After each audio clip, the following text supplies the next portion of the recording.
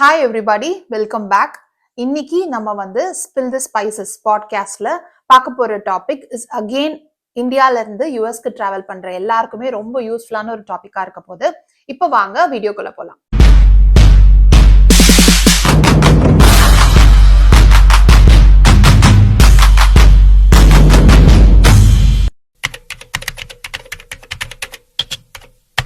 And இன்னொரு information சொல்லணும் அப்படின்னு பாத்தீங்கன்னா, நீங்க நம்மளோட சேனலுக்குள்ள போயிட்டு பிளேலிஸ்ட்ல ஸ்பில் த ஸ்பைசஸ் அப்படின்ற பிளேலிஸ்ட்டை வந்து ஆன் பண்ணீங்கன்னா, சோஃபார் நம்ம போட்ட இந்தியா யூஎஸ்ஏ ரிலேட்டட் வீடியோஸ் எல்லாமே இருக்கும்.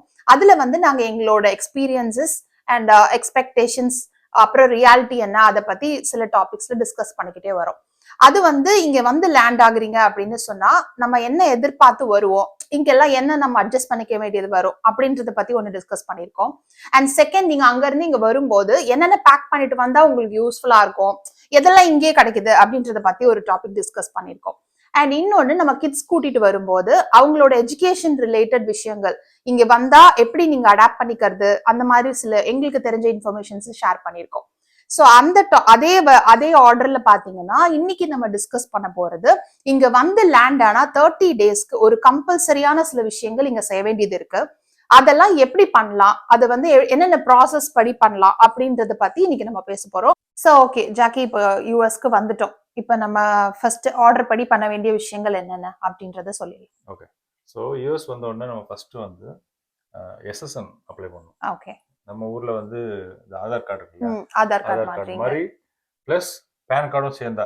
ஏன்னா இங்க வந்து எஸ்எஸ்என் தான் எல்லாத்துக்குமே யூஸ் பண்ணுவாங்க. ஜாப்க்கு, பேங்க் அக்கௌண்ட் ஓப்பன் பண்றதுனா, இல்லை ஒரு லோன் எடுக்க போற எது போனாலும் எஸ்எஸ்என் தான் ஃபர்ஸ்ட் கேட்பாங்க. ஸோ அது எஸ்எஸ்என் ஃபர்ஸ்ட். ரெண்டாவது, இங்க சம்பளம் நமக்கு விடணும் இல்லையா?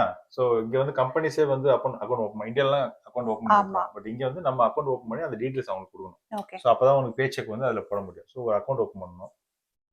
அடுத்தது, நம்ம டெய்லி ஆஃபீஸ் போயிட்டு வரதுக்கு மோட் ஆஃப் டிரான்ஸ்போர்ட் இருக்கு இல்லையா? ஸோ இங்க வந்து இங்க நம்ம ஊர்ல மாதிரி நடந்து போறது, பைக்ல போறது, மேக்ஸிமம் கார் வச்சிருப்பாங்க எல்லாருமே.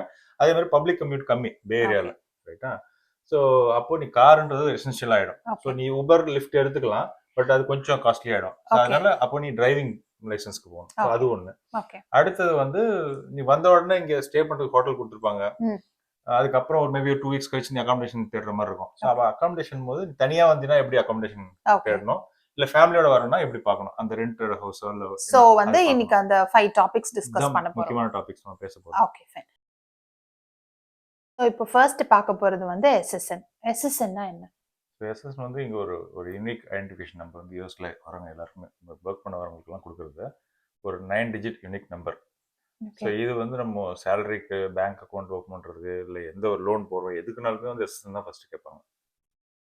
ஸோ அது எப்படி அப்ளை பண்ணுறதுன்னா, இப்போ எந்த ஏரியாவில் இருக்குமோ அங்கே ஒரு எஸ்எஸ்ஏ ஆஃபீஸ் இருக்கும், மீன் சோஷியல் செக்யூரிட்டி அட்மினிஸ்ட்ரேஷன் ஆஃபீஸ் வந்து இருக்கும். அங்கே போயிட்டு நம்மளோட பாஸ்போர்ட்டு அண்ட் I-94ன்றது ஒரு என்ட்ரி எக்ஸிட்டை ட்ராக் பண்ணுற ஒரு அப்ளிகேஷன். ஆன்லைனில் நம்ம இங்கே வந்து டவுன்லோட் பண்ண சொல்லுவாங்க. ஸோ நம்ம யூஎஸ் என்ட்ரு ஆனோடனே இமிகிரேஷன்லேயே ஒரு என்ட்ரி போடுவாங்க பாஸ்போர்ட்டில். அந்த டேட் வந்து ஆன்லைனில் வந்து அப்டேட் ஆகிடும். ஸோ அந்த I-94ன்னு சொல்லுவாங்க அந்த ஃபார்மு. அதுக்கப்புறம் எம்ப்ளாய்மெண்ட் ஆத்தரைசேஷன், அதுக்கப்புறம் வந்து அது விசா, வேலிட் விசா, அதுக்கப்புறம் நம்மளுடைய பாஸ்போர்ட் ஒரிஜினல், இது கொண்டு போகணுன்னா அந்த ஆஃபீஸில் போயிட்டு நம்ம ஒரு ஃபார்ம் ஃபில் பண்ணி கொடுப்போம். SS5 அந்த ஃபார்ம் பேர். ஸோ அதை ஃபில் பண்ணி கொடுத்தோன்னா ஒரு 2 வீக்ஸில் நமக்கு வந்து எஸ்எஸ்என் நம்பர் வந்துடும். ஸோ எஸ்எஸ்என் நம்பர் வச்சு தான் நம்ம நெக்ஸ்ட் ஸ்டெப் எல்லாத்துக்குமே போக முடியும். இப்போ எஸ்எஸ்என்க்கு அடுத்தது வந்து நம்ம இப்போ பேங்கிங் டிஸ்கஸ் பண்ணலாம். ஓகே. சோ இப்போ வந்து நம்ம பேங்க் அக்கவுண்ட் ஓபன் பண்றதுக்கு எப்படின்றத பார்க்கலாம். இமிடியேட்டா பேங்க் அக்கவுண்ட் ஓபன் பண்ணணும். ஸோ பேங்க் அக்கவுண்ட் இருந்தால் தான் வந்து நம்ம சேலரி கிரெடிட் பண்ண முடியும். ஸோ பேங்க் அக்கவுண்ட் வந்து நம்ம போனால் ஜென்ரலாக வந்து அங்கே எஸ்எஸ்என் கேட்பாங்க. But if you're coming for the first time அப்படின்னு சொன்னோன்னா அவங்க வந்து எஸ்எஸ்என் நம்பர் வந்தோடனே கொடுங்க, அப்டேட் பண்ணிக்கலாம் சொல்லிட்டு ஃபர்ஸ்ட் இனிஷியல் நம்ம இதே ப்ரொசீஜர் தான் அங்கேயும். நம்மளுடைய ஐடென்டிஃபிகேஷனுக்கு பாஸ்போர்ட் கேட்பாங்க, ஒரிஜினல் பாஸ்போர்ட் கேட்பாங்க, அண்ட் I-94, அப்புறம் விசா காப்பி. இது இருந்துச்சுனாலே வந்து அக்கௌண்ட் ஓப்பன் பண்ணிடலாம். ஸோ ஒரு செக்கிங் அக்கௌண்ட், அதாவது 2 விஷயமான அக்கௌண்ட் இருக்குங்க. செக்கிங் அக்கௌண்ட் சொல்லுவாங்க, சேவிங்ஸ் அக்கௌண்ட் சொல்லுவாங்க. சேலரிக்கு வந்து நம்ம செக்கிங்ஸ் அக்கௌண்ட் தான் ஓப்பன் பண்ணுவோம். ஏன்னா அதுக்கு வந்து கிரெடிட் கார்டும் நீங்க அப்ளை பண்ணலாம் கூடவே கையோடு. ஸோ இப்போ எஸ்எஸ்என் வாங்கிட்டோம், பேங்க் அக்கௌண்ட் ஓப்பன் பண்ணிட்டோம், கிரெடிட் கார்டு வாங்கிட்டோம், அதுக்கு அடுத்து நம்ம என்ன பண்ணுவோம்?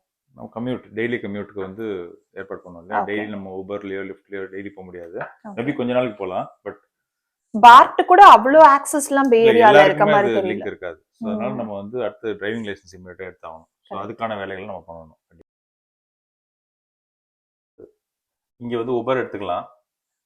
உபர் எடுத்துக்க முடியாத பட்சத்தில் உபர் லிஃப்ட் இதுதான் வந்து டெம்பரரியாக போக முடியும். இல்லை ஃப்ரெண்ட்ஸ் யாராக்கான போகலாம். பட் எவ்ரிடே கம்யூட்டுக்கு வந்து அது யூஸ்ஃபுல்லாக இருக்காது இல்லையா? ஸோ அதனால நீ வந்து டிரைவிங் லைசன்ஸ். ஸோ டிரைவிங் லைசன்ஸ்க்கு அகைன் இங்கே வந்து டிஎம்பின்னு சொல்லுவாங்க. அங்கே லோக்கலில் ஒரு நம்ம ஆர்டிஓ ஆஃபீஸ் மாதிரி அங்கே போனோன்னா நம்ம ஃபஸ்ட்டு டிரைவிங் டெஸ்ட் எடுக்கணும். இங்கே நம்ம ஊரில் வந்து டைரெக்டாக டிரைவிங் ஸ்கூலில் சேருவோம். ஒரு 4 கிளாஸ் சொல்லி கொடுப்பாங்க. அதுக்கப்புறம் லைசன்ஸ்க்கு போவோம் 30 days கழிச்சு. இங்கே அப்படி கிடையாது. ப்ரொசீஜர் வந்து ஃபஸ்ட்டு ரிட்டன் டெஸ்ட் எழுதணும். ஸோ ஃபஸ்ட்டு ஒரு நீ அப்பாயின்மெண்ட் அந்த ஆஃபீஸ்க்கு வந்து அப்பாயின்மெண்ட் ஃபிக்ஸ் பண்ணி தான் நீ போகணும். இங்கே வந்து டேரெக்டாக போக முடியாது. அப்பாயின்மெண்ட் ஃபிக்ஸ் பண்ணிட்டு நேராக போனோம்னா ஒரு ஃபீஸ் ஒன்று பே பண்ணணும். பே பண்ணிவிட்டு ரிட்டன் டெஸ்ட் எடுப்போம் நம்ம. அது ரிட்டன் டெஸ்ட் போகிறதுக்கு முன்னாடி நம்ம ஆக்சுவலி படிக்கணும் நிறைய. அது ஆன்லைனில் அந்த புக்ஸ் இருக்கும். அதில் அந்த ரூல்ஸ் அண்ட் ரெகுலேஷன்ஸ் எல்லாமே படிச்சிட்டோம்னா போய்ட்டு அந்த எக்ஸாம் எழுதணும். எக்ஸாம் பாஸ் பண்ணிட்டோம்னா they'll give 3 attempts anyway. So அதில் பாஸ் பண்ணிட்டோம்னா அதுக்கப்புறம் வந்து பிஹைண்ட் த வீல்னு சொல்லுவாங்க. அதாவது ஓட்டி காட்டணும் அவங்களுக்கு. ஸோ ஓட்டி காட்டுற எக்ஸாமுக்கு வந்து நம்ம திருப்பி அதுக்கும் ஸ்கெடியூல் பண்ணணும். ஸோ ஸ்கெடியூல் பண்ணிவிட்டு பட் நம்ம ஊரில் ரைட் ஹேண்ட் டிரைவ் இங்கே லெஃப்ட் ஹேண்ட் டிரைவ் இல்லையா? ஸோ அதனால கண்டிப்பாக ஒரு 1-2 கிளாஸ் எடுக்கிற மாதிரி இருக்கும். பட் நம்ம ஊரில் நிறைய ப்ராக்டிஸ் பண்ணியிருக்கோம்னா பிரச்சனை இருக்காது. நம்ம மேபி நம்ம ஃப்ரெண்ட்ஸோட கார் எதாவது இருந்துச்சுன்னா அதை எடுத்து ப்ராக்டிஸ் பண்ணிக்கலாம். அண்டு டெஸ்ட்டுக்கு வந்து பிஹைண்ட் த வீல் அதே மாதிரி தான். நம்ம ஊரில் வந்து பிஹைண்ட் த வீல் எப்படி இருக்கும்னா நம்ம ஏறி காரில் உட்காருவோம், கியர் போடணுவார், மூவ் பண்ணுவார், கார் மூவ் பண்ணால் இறங்க அப்படின்னு சொல்லிட்டு கொடுத்துருவார். ஏன்னா டிரைவிங் லைசன்ஸ் அந்த டிரைவிங் ஸ்கூலோட ஒரு டைப் இருக்கும் நமக்கு. ஸோ அதனால கொடுத்துருவாங்க. பட் இங்கே அப்படி கிடையாது. ஒரு கிட்டத்தட்ட ஒரு 20 to 25 minutes அந்த ரூல்ஸ் எல்லாம் கவர் பண்ணுற மாதிரி ஒரு லே அவுட் ஒரு ரூட்குள்ளே கூப்பிட்டு போவாங்க நம்ம. ஸோ அதெல்லாம் நம்ம ஓட்டி காமிச்சதுக்கப்புறம் ஃபைனலாக வந்து லைசன்ஸ் கொடுப்பாங்க. ஸோ அது ஒரு ப்ரொசீஜர், பெரிய ப்ரொசீஜர் நம்ம பண்ணணும். பட் நீங்க புக் படிச்சு ஒரு தியரி எக்ஸாம் எழுதணும். அதுக்கப்புறம் நீங்க லேர்னர் லைசன்ஸ் வாங்கிட்டு தான் நீங்க வந்து லோக்கல்ல பிராக்டிஸ் பண்ணவே முடியும்.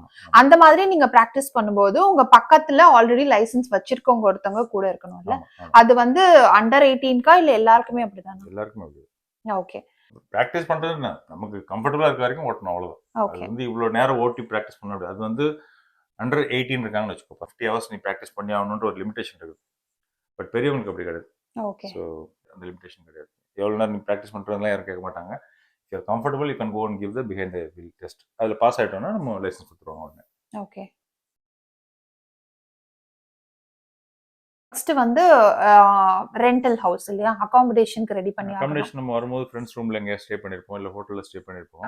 ஓகே. பட் ஃபேமிலியா வரும்போது நம்ம வீடு பார்க்க ஆரம்பிப்போம்.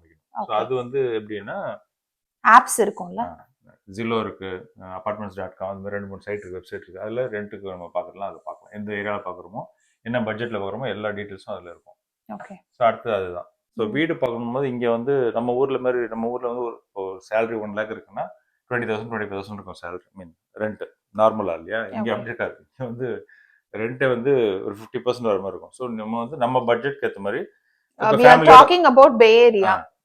நம்ம பட்ஜெட்க்கு ஏற்ற மாதிரி இப்போ நீ வந்து ஃபேமிலியோட வரணும்னு சொன்னா மேபி ஒரு 30 to 40% சேலரிக்குள்ள சேலரியோட ரேஞ்சுக்குள்ள நீ வீடு பார்க்கறதுனா பார்க்கலாம். அப்படி இல்லைன்னா சப்போஸ் நீ பேச்சுலர் ஃபர்ஸ்ட் தனியா வராங்க அப்படின்னா மோஸ்ட்லி இங்க ஒரு கல்ச்சர் இருக்கு. அதாவது ஆஃபீஸ் மூலமா வராங்க இல்லையா, ஃபர்ஸ்ட் தனியா வருவாங்க ஃபேமிலி இல்லாம. அவங்களுக்கு ஆஃபீஸ் ஃப்ரெண்ட்ஸ் அந்த கூட ஒர்க் பண்றவங்களே வந்து ஒரு ரூம்ல இருப்பாங்க, ஒரு வீடு எடுத்திருப்பாங்க. அதுல ஷேரிங் பண்ணிக்குவாங்க. ஆரம்பத்துல ஒரு 2-3 months அது இருந்துக்குவாங்க ஃபேமிலி வர வரைக்கும். ஏன்னா அது ஒரு ஈஸி. என்னன்னா இங்க வந்து நீங்க வந்த உடனே வீடு எடுக்கணும்னா உனக்கு ஒரு கிரெடிட் ஹிஸ்டரி இருக்கணும். அது இருக்காது. நமக்கு ஹிஸ்டரி பில்ட் பண்ணணும். அது எப்படின்ற நம்ம சொல்லுவோம் அடுத்தது. இப்போ ரெண்ட் பார்க்குறோம். இப்போ நம்ம வந்து ஷேரிங் இருக்குன்னா இருக்கலாம். அப்படி இல்லைன்னா நம்ம அந்த ஏரியாக்குள்ளே வந்து ரெண்டட் ஹவுஸ் பார்க்கலாம். இப்போ கிரெடிட் ஹிஸ்டரி இல்லாதவங்களுக்கு எப்படி கொடுப்பாங்கன்னா சில அபார்ட்மெண்ட்ஸ்ல அது கொடுப்பாங்க. என்னன்னா இந்த இனிஷியல் டெபாசிட் கொஞ்சம் அதிகமாக கேட்பாங்க. ஸோ அதனால கொடுப்பாங்க, வீடு கொடுப்பாங்க. பட் அதுக்கேற்ற மாதிரி அபார்ட்மெண்ட்ஸே இருக்குது. அங்கே போய் நம்ம வீடு பார்த்துக்கலாம். ஸோ கிரெடிட் ஹிஸ்டரி பேசும்போது கிரெடிட் ஹிஸ்டரி எப்படி பில் பண்ண முடியும் அப்படின்னா நம்ம ஃபர்ஸ்ட் செகண்ட் அக்கௌண்ட் ஓப்பன் பண்ணணும் இல்லையா? அப்போ நமக்கு சேலரி வருதுன்னு தெரிஞ்சுன்னா அவன் ஆட்டோமேட்டிக்காக ஒரு கிரெடிட் கார்டும் வந்து கூடவே அப்ரூவ் பண்ணிடுவோம். ஸோ நமக்கு கிரெடிட் கார்டு வந்துச்சுன்னா நம்ம ஊரில் வந்து கேஷ் செலவு பண்ணுவோம். பட் இங்கே அப்படி கிடையாது. டெபிட் கார்டை கூட செலவு பண்ண மாட்டாங்க. கிரெடிட் கார்டை யூஸ் பண்ணணும் அப்படின்வாங்க. எதுக்குன்னா அது நீங்கள் யூஸ் பண்ணிட்டு ரெகுலராக நம்ம அந்த ஃபுல் காசை கட்ட தான் நமக்கு கிரெடிட் ஹிஸ்ட்ரி பில்ட் ஆகும். ஸோ கிரெடிட் ஹிஸ்ட்ரி வந்து நமக்கு ஃபேர், மினிமம் வந்து ஃபேர்ன்ற ஸ்டேட்டஸில் இருக்கணும். அதுக்கு ஒரு 3 months எடுக்கும்.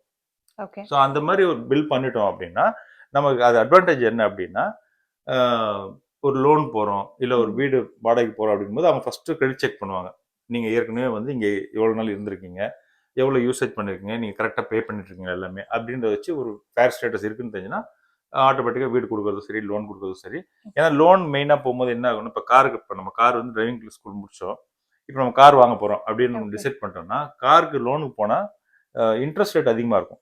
கிரெடிட் ஹிஸ்ட்ரி வந்து ப்ராப்பராக இல்லைன்னா இன்ட்ரெஸ்ட் ரேட் அதிகமாகும். ஸோ கிரெடிட் ஹிஸ்ட்ரி இல்லைனாலும் கொடுப்பாங்க, பட் சில பிரைவேட் பேங்க்ஸ் கொடுப்பாங்க. எப்போனா அந்த இன்ட்ரெஸ்ட் ரேட் அதிகமாக வச்சு உனக்கு லோன் கொடுப்பாங்க. அப்படி இல்லை, நம்ம கிரெடிட் ஹிஸ்ட்ரி நல்லா இருக்கு அப்படின்னு சொன்னால் நமக்கு அது இன்ட்ரெஸ்ட் ரேட் கம்மியாக இருக்கும். ஸோ அதுக்கு தான் அந்த கிரெடிட் ஹிஸ்ட்ரி பில்ட் பண்ணுன்றது. இங்கே வந்தால் கிரெடிட் கார்டு யூஸ் பண்ணுங்க within the limit of maybe 30% less the credit card limit use பண்ணிட்டு அந்த ஃபுல் அமௌண்ட் டியூவை வந்து மாசம் மாசம் கரெக்டாக பே பண்ணிட்டோம்னாலே ஒரு 3 months ஓரளவுக்கு பில் பண்ணலாம். அதை வச்சு நம்ம மற்ற இதெல்லாம் பண்ணலாம்.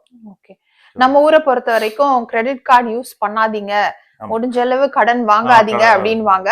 ஆனா நீங்க இங்க வந்தீங்கன்னா உங்களோட கிரெடிட் ஸ்கோர் பில் பண்றதுக்கு நீங்க கிரெடிட் கார்டு யூஸ் பண்ணி அதுதான் நம்மளோட ட்ரஸ்ட வந்து பில் பண்றதுக்கான விஷயம் மாதிரி. சோ வந்து அது கிரெடிட் ஸ்கோர் நல்லா இருக்கும் போது லோன்ஸ் எடுக்கிறது கொஞ்சம் ஈஸியா இருக்கும். இன்ட்ரெஸ்ட் ரேட் கம்மியா இருக்கும். நம்ம எதுக்கு போனாலும் எங்க போனாலுமே நம்ம வந்து அதை பேஸ் பண்ணி தான் நமக்கு எல்லாமே நடக்கும், மூவ் ஆகும். ஸோ ட்ரஸ்ட் பில்ட் பண்ற மாதிரி கிட்டத்தட்ட கிரெடிட் ஸ்கோர் பில்ட் பண்றது. ஓகே, ஸோ எஸ்எஸ்என் பேசிட்டோம். பேங்க் அக்கௌண்ட் ஓப்பன் பண்ணுறது இது முக்கியமானது. அதுக்கடுத்து டிரைவிங் லைசன்ஸ் வாங்கி ஆகணும், அது முக்கியமானது. அடுத்தது வீடு ரெண்ட்டுக்கு பார்க்குறது, கிரெடிட் ஸ்கோர் பில்ட் பண்ணுறது எப்படின்றத பார்த்தோம். ஸோ இதெல்லாம் வந்து பேசிக் மினிமம், பேரஸ்ட் மினிமம். நம்ம இந்த ஊருக்கு வந்த உடனே ஃபஸ்ட்டு 1 or 2 weeks, 3 weeksக்குள்ளே நம்ம பண்ணிட்டோம்னா நமக்கு மற்றதெல்லாம் செட் ஆகிடும் ஓரளவுக்கு.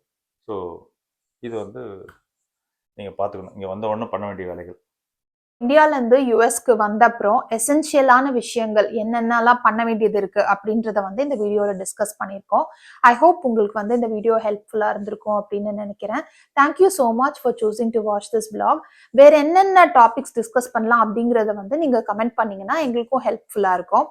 ஸோ வந்து உங்களை அடுத்த வீடியோவில் பார்க்குறோம். Until then, take care. Bye-bye.